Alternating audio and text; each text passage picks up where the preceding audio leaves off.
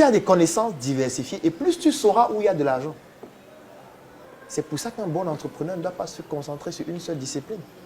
Il doit apprendre un peu de droit, un peu d'agriculture, un peu d'industrie, un peu de finance, un peu de comptabilité, un peu de médecine. En fait, il doit être quelqu'un de cultivé. Parce que plus tu es cultivé et plus tu sais que dans tel domaine, il y a de l'argent.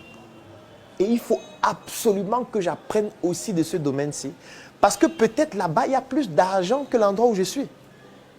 Parce que l'avantage d'avoir plusieurs connaissances diversifiées te permet d'identifier le meilleur endroit où tu vas gagner de l'argent.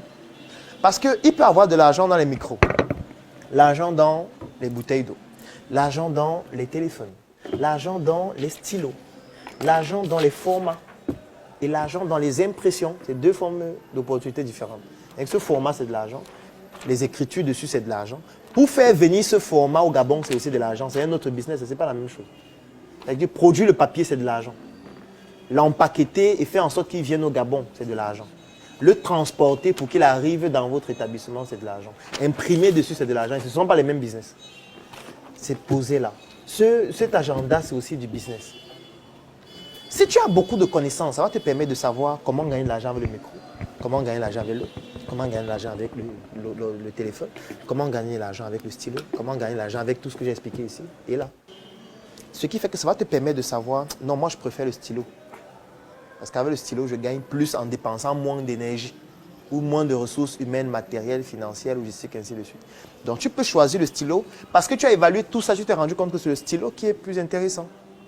Alors que si tu as seulement les connaissances sur le micro, tu ne vas faire que le micro. Alors que peut-être c'est ce qui rapporte le moins. Comme tu n'as pas diversifié tes connaissances sur les autres domaines, tu ne sauras pas que tu peux gagner de l'argent avec les autres domaines.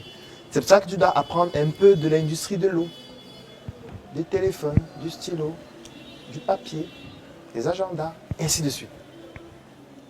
Voilà ce que tu dois faire absolument.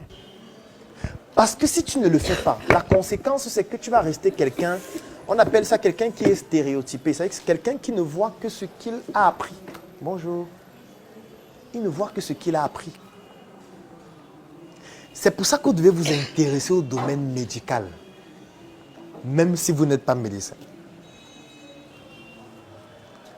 Parce qu'on ne peut rien faire si on n'est pas en santé. Ça veut dire que la santé, ça vous concerne directement ou indirectement. Soit c'est vous qui ne serez pas en santé, soit c'est un de vos proches, soit c'est votre femme, soit c'est votre enfant, soit c'est vos parents. Et ça va arriver tout le temps. Et depuis là, je ne parle que de maladie, mais en fait, on peut aller à l'hôpital même si on n'est pas malade. Je prends un exemple. Est-ce qu'une femme enceinte est malade? Non, mais elle va à l'hôpital. La grossesse, ce n'est pas une maladie. Mais elle va à l'hôpital. Elle dépense beaucoup d'argent à l'hôpital. Parce que quand une femme enceinte va à l'hôpital, ça veut dire qu'elle a des consultations prénatales. C'est payant. Elle a des examens prénataux. C'est beaucoup d'argent. Elle a des vêtements désormais qu'elle doit acheter parce que ses vêtements ne vont plus lui aller. Ses chaussures ne vont plus aller parce que sa pointure va augmenter. C'est de l'argent aussi. Il y a des produits qu'elle va acheter. Elle va commencer à préparer les produits que l'enfant doit avoir, doit porter. La layette.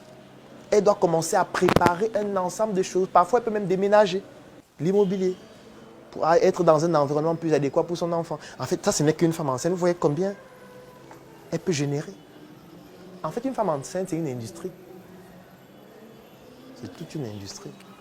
Ton business peut être juste les femmes enceintes. Et j'en connais plusieurs dont leur business, ce sont les femmes enceintes.